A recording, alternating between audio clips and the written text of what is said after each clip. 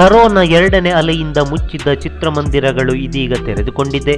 July 19 ಸೋಮವಾರದಿಂದ ಚಿತ್ರ ಪ್ರದರ್ಶನಕ್ಕೆ ಸರ್ಕಾರ ಅಸ್ತು ಹೊಂದಿದೆ.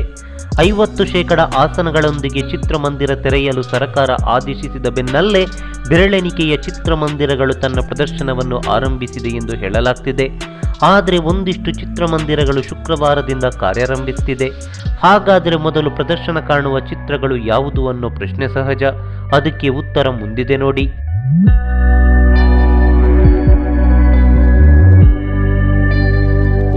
ಎಸ್, ಸದ್ಯದ ಮಾಹಿತಿಯ ಪ್ರಕಾರ ಮೈಸೂರಿನಲ್ಲಿ ಸ್ಟಾರ್ ನಟರ ಚಿತ್ರಗಳನ್ನು ರಿಲೀಸ್ ಮಾಡುವ ಮೂಲಕ ಚಿತ್ರಮಂದಿರಗಳು ರಿಓಪನ್ ಆಗಲಿದೆ.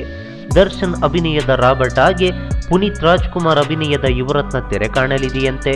ಉಳಿದಂತೆ ಪ್ರಜ್ವಲ್ ದೇವರಾಜ್ ಮತ್ತು ಭಾವನಾ ಅಭಿನಯದ ಇನ್ಸ್ಪೆಕ್ಟರ್ ವಿಕ್ರಮ್ ಕೂಡ ಮೈಸೂರಿನ ಚಿತ್ರಮಂದಿರಗಳಲ್ಲಿ ಪ್ರದರ್ಶನ ಕಾಣಲು ಸಜ್ಜಾಗ್ತಿದೆಯಂತೆ.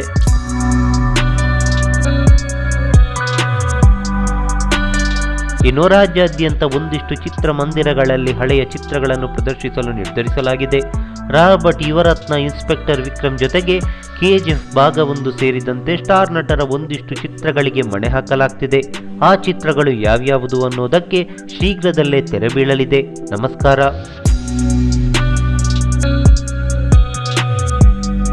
ಈ ಮಾಹಿತಿ ನಿಮಗೆ ಇಷ್ಟವಾಗಿದ್ರೆ ಲೈಕ್ ಮಾಡಿ, ಶೇರ್ ಮಾಡಿ, ಹಾಗೆ ನಮ್ಮ ಕೋಸ್ಟಲ್ ಕನ್ನಡ ಯೂಟ್ಯೂಬ್ ಚಾನಲ್ಗೆ ಸಬ್ಸ್ಕ್ರೈಬ್ ಮಾಡಿ. ನಮ್ಮ ಹೆಚ್ಚಿನ ಅಪ್ಡೇಟ್ಸ್ಗಳಿಗಾಗಿ ಕೋಸ್ಟಲ್ ನೆಟ್ವರ್ಕ್ ಇನ್ಸ್ಟಾಗ್ರಾಮ್ ಪೇಜ್ ಹಾಗೆ ಫೇಸ್ಬುಕ್ ಪೇಜ್ಗೆ ವಿಸಿಟ್ ಮಾಡಿ. ಧನ್ಯವಾದಗಳು.